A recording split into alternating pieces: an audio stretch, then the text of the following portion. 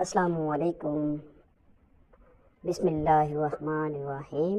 آج میری ویڈیو کا عنوان ہے والدین کا احترام۔ والدین کی اولاد پر اس قدر احسانات ہوتے ہیں کہ اگر ان کی خدمت میں انسان ساری زندگی بھی گزار دے تب بھی ان کا حق ادا نہیں ہو سکتا۔ ان کے حقوق کا اندازہ اس بات سے لگایا جا سکتا ہے کہ قرآن کریم میں اللہ تعالیٰ نے متعدد مقامات پر اپنے ساتھ والدین کا ذکر کیا ہے، ان کا شکر ادا کرنا اور ان کے ساتھ حسن سلوک کا حکم دیا ہے۔ قرآن پاک میں ہے وَقَضَىٰ رَبُّكَ أَلَّا تَعْبُدُوا إِلَّا إِيَّاهُ وَبِالْوَالِدَيْنِ إِحْسَانًا، اور آپ کے رب نے حکم دیا ہے کہ اللہ تعالیٰ کے سوا کسی کی بندگی نہ کرو اور والدین کے ساتھ حسن سلوک کرو۔ سورۃ لقمان میں فرمایا نشکر لی ولی والدیک، میرا اور اپنے والدین کا شکر ادا کرو۔ والدین ہمارے محسن ہیں، وہ ہمارے وجود کا محسوس اور ظاہری سبب ہیں۔ انہوں نے ہمارے وجود، پرورش اور تربیت کی خاطر طرح طرح کی مشکلات اور پریشانیاں برداشت کی اور کسی قسم کی قربانی سے دریغ نہیں کیا۔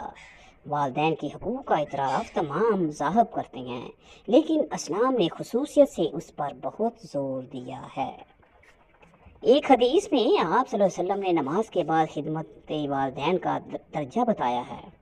ایک مرتبہ آپ صلی اللہ علیہ وسلم نے فرمایا کہ وہ ذلیل ہوا۔ صحابہ کرام نے پوچھا اے اللہ تعالیٰ کے رسول، کون آدمی؟ آپ صلی اللہ علیہ وسلم نے فرمایا جس نے اپنے ماں باپ یا ان میں سے کسی ایک کو بڑھاپے کی حالت میں پایا پھر ان کی خدمت نہ کرے، جنت میں داخل نہیں ہوا۔ ایک موقع پر آپ صلی اللہ علیہ وسلم نے خدمت والدین کو جہاد جیسی عظیم عبادت پر بھی ترجیح دی۔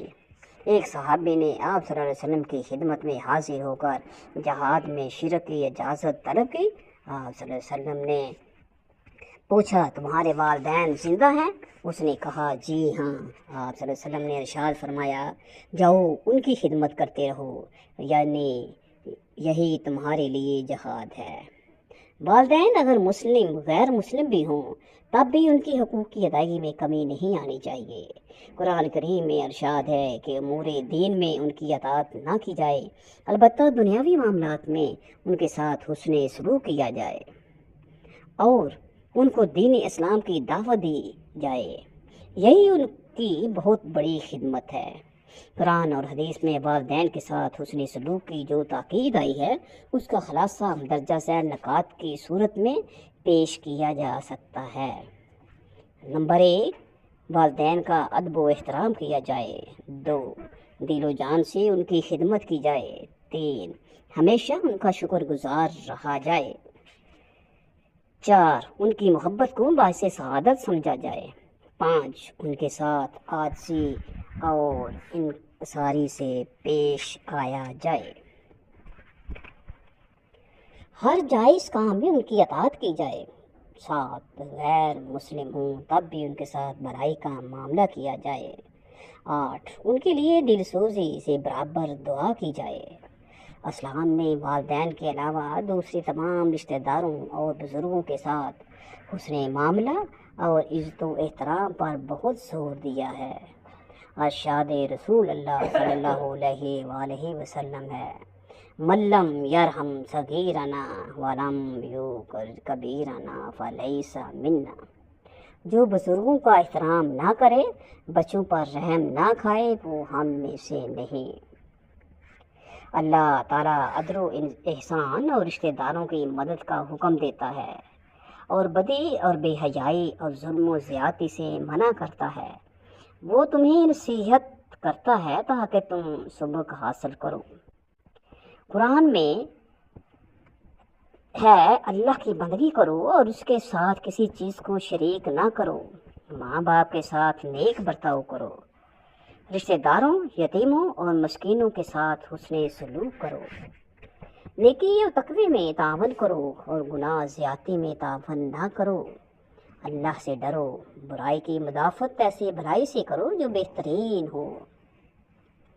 اے وہ لوگوں جو ایمان لائے ہو، اللہ تعالیٰ کی خاطر راستے پر رہنے والے اور انصاف کی گواہی دینے والے بنو، اور کسی گروہ کی دشمنی تمہیں اتنا مشتعل نہ کر دے کہ تم انصاف نہ کرو۔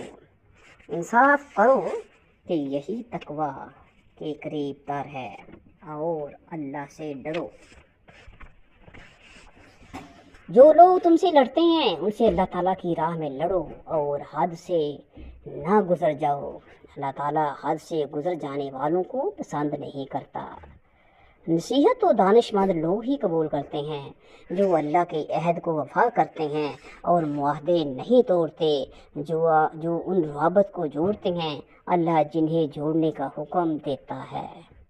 اللہ تم کو حکم دیتا ہے کہ امانتیں اہل امانت کے حوالے کر دو، اور جب لوگوں کے درمیان فیصلہ کرو تو عدل کے ساتھ کرو، اور خرچ کرو اس مال سے جو اللہ تعالیٰ نے تم کو دیا ہے، قبل اس کے کہ تم میں سے کسی کو موت آ جائے، وہ کہے کہ میرے رب کاش تو مجھے تھوڑی سی مہلت دے دیتا کہ میں صدقہ دیتا اور صالحین میں سے ہو جاتا۔ آپس کے معاملات میں فیاضی کو نہ بولو۔ قرض دار تنگ دست ہو تو اس کا ہاتھ کھلنے تک اسے مہلت دو، اور اگر صدقہ کرو تو یہ تمہارے لیے بہتر ہے اگر تم سمجھو۔ والدین کے بارے میں ایک اور ہے کہ اگر تم نفل نماز پڑھ رہے ہو تو کسی باپ نے یا ماں نے آپ کو آواز دی اور نماز توڑ کر باپ یا ماں کی آواز سن لیا کرو۔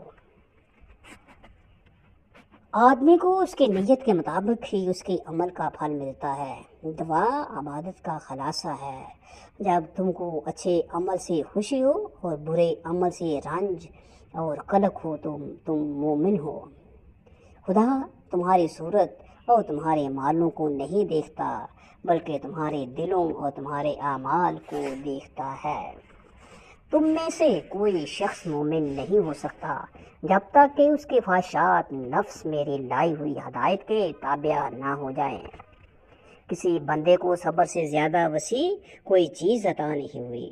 ہر دین کا امتیازی وصف ہوتا ہے اور اسلام کا امتیازی وصف حیا ہے۔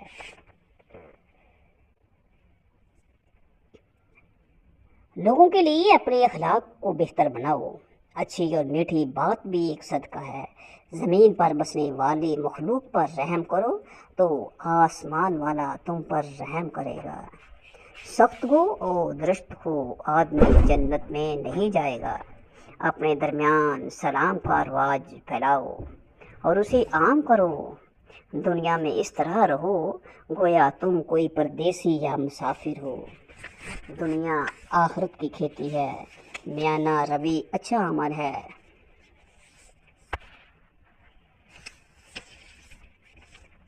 جس طرح کہ فارسی میں ہے، میانہ روی در زندگی بسیار ضروری است۔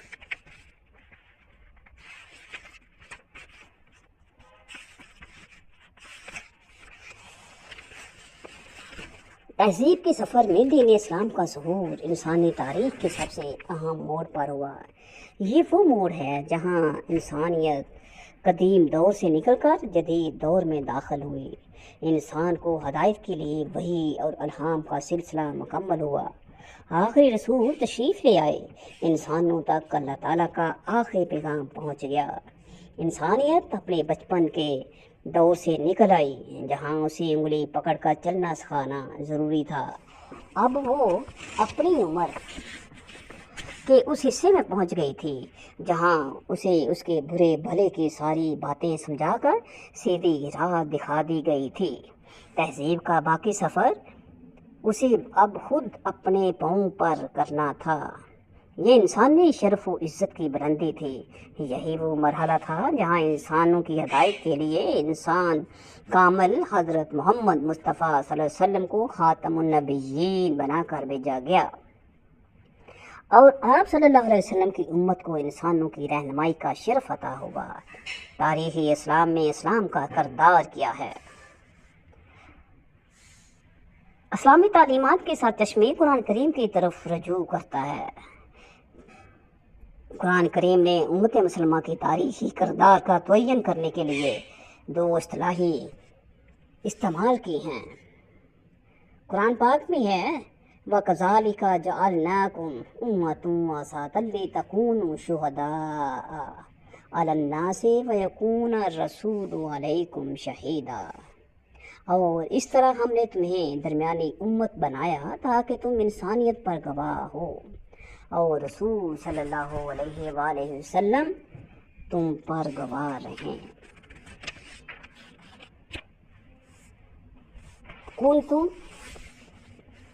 کنتم خیر امت اخرجات للناس تأمرون بالمعروف وتنہون عن المنکر وتؤمنون باللہ، تم ان تمام امتوں سے بہتر ہو جو لوگوں میں پیدا ہوئی کہ تم نیک کاموں کا حکم دیتے ہو اور برے کاموں سے روکتے ہو اور اللہ تعالیٰ پر ایمان رکھتے ہو۔ علامہ اقبال نے اسی آیت کے حوالے سے اسلامی تہذیب کے اصول اور عناصر پر بحث کی ہے۔ درمیانی امت کے معنی کی مزید توضیح کرتے ہوئے علامہ اپنے خطبات میں لکھتے ہیں کہ نبی کریم صلی اللہ علیہ وسلم تاریخ میں قدیم دور اور جدید دور کے درمیان تشریف لائے۔ قدیم دور میں یونانی فکر اور فلسفے کا دورہ تھا۔ اس فلسفے کا تعلق ایسی دنیا سے تھا جو حقائق کی دنیا نہیں بلکہ محض فکر و خیال کی دنیا تھی۔ چنانچہ انسانی فکر اکثر غلطی کر جاتی تھی، اس لیے ضروری تھا کہ انسانی رہنمائی کے لیے وحی کا سلسلہ جاری رہے، لیکن اس کے ساتھ ساتھ انسانی تجربے اور تاریخ کے علم میں اضافہ ہوتا چلا گیا۔ چنانچہ اسلام نے وحی کے علاوہ فطرت اور تاریخ کے مطالعے کی دعوت دے کر ایسے سات چشموں کا پتہ دیا جو حقائق کی دنیا سے تعلق رکھتے تھے اور انسان کے بس میں بھی تھے کہ انسان کو اللہ تعالیٰ نے اس کی عمل کا ذمہ دار ٹھہرایا تھا۔ اس لیے ضروری تھا کہ اس کی ابتدائی تربیت مکمل کر کے اسے اپنے وسائل پر چھوڑ دیا جائے۔ چنانچہ اسلام نے نبوت کا سلسلہ ختم کرنے کا اعلان کیا، اس کے ساتھ ہی موروثی بادشاہت اور مذہبی پیشوا کا بھی خاتمہ کر دیا۔ انسان کو عقل اور تجربے کے استعمال کی دعوت دی اور یوں اسلام کا وہ تاریخی کردار مقرر کیا جہاں ایک طرف اس کا رشتہ وحی کے ذریعے قدیم دنیا سے قائم تھا اور دوسری طرف وحی کی روح نے اس کا رابطہ جدید دور سے قائم کر دیا تھا۔ علامہ اقبال کی اس توضیح سے آپ درمیانی امت کی اصطلاح کا مفہوم سمجھ گئے ہوں گے۔ اب ایک مرتبہ پھر آیت پر غور فرمائیں کہ امت مسلمہ کا مقام مقرر کرنے کے بعد اس کی کردار کی بھی توضیح کر دی گئی تاکہ تم انسانیت پر گواہ بنو اور رسول اکرم صلی اللہ علیہ وسلم تم پر گواہ بنے۔ اس گواہی سے کیا مراد ہے؟ اسے ایک اور آیت کے ذریعے سمجھیے جہاں قرآن کریم نے امت مسلمہ کے کردار کو کھول کر بیان کیا ہے۔ تمام انسانوں میں سے تم بہترین امت چنے گئے ہو، تم بھلائیوں کا حکم دیتے ہو اور برائیوں سے روکتے ہو اور اللہ پر ایمان رکھتے ہو۔ آپ اس آیت پر غور کریں تو معلوم ہوگا کہ انسانوں کی رہنمائی کا جو فرض مختلف انبیاء ادا کرنے آئے تھے، اب وہی فرض امت مسلمہ کے لیے مقرر ہوا۔ پہلے جو کردار علاقوں اور قوموں تک محدود تھا، اب ساری انسانیت کے لیے عام کر دیا گیا۔ اس آیت میں 3 اصول کا فرمان نظر آتے ہیں۔ انسان فطری طور پر برا نہیں، اسے برے بھلے دونوں کا علم بھی ہے اور اختیار بھی ہے، اور یہ کہ اسے علم ہوتا ہے تو اس کے عمل پر بھی اس کا اثر بھی ہوتا ہے، ورنہ نیکی کا حکم کرنا اور برائی سے منع کرنا ہے، اور برائی سے منع کرنا بے معنی ہو جاتا۔ یہی بات اسے دوسری مخلوقات سے ممتاز کرتی ہے کہ وہ نیکی اور بدی کا علم بھی رکھتا ہے اور اس کا عمل اس علم کے زیر اثر ہوتا ہے۔ دوسری مخلوقات پر اسے اسی درجے سے برتری حاصل ہے۔ آپ اسی اصول کو شرف انسانیت کا اسلامی اصول کہہ سکتے ہیں۔ اسی آیت کا دوسرا پہلو اس کی عالمگیریت ہے، یعنی اسلام کا پیغام کسی ایک قوم یا علاقے تک محدود نہیں، بلکہ یہ سارے انسانوں کے لیے ہے۔ یہاں اسلام کا وحدت انسانیت کا اصول کار فرما نظر آتا ہے۔ اسی آیت سے تیسری بات یہ معلوم ہوئی کہ نیکی اور بدی کے بارے میں جو علم امت مسلمہ کو حاصل ہوا، اس کا فرض ہے کہ وہ دوسروں تک پہنچائے۔ علم کی اشاعت کا وہ تیسرا اصول ہے جو اس آیت میں ملتا ہے۔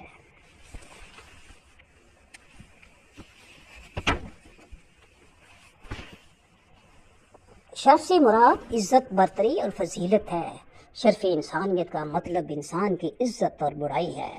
اس کا یہ مفہوم بھی ہے کہ انسان اشرف المخلوقات ہے، یعنی اس کو دوسری تمام مخلوقات پر برتری حاصل ہے۔ اس کا یہ مطلب بھی ہے کہ انسان صرف اس لیے بھی قابل عزت ہے کہ وہ انسان ہے۔ عزت کے لیے انسان کا رنگ، خاندان اور نسل معیار نہیں، اس کا انسان ہونا ہی کافی ہے۔ یہ سارے اصول اسلام ہی نے بتائے ہیں۔ وما علینا الا البلاغ المبین۔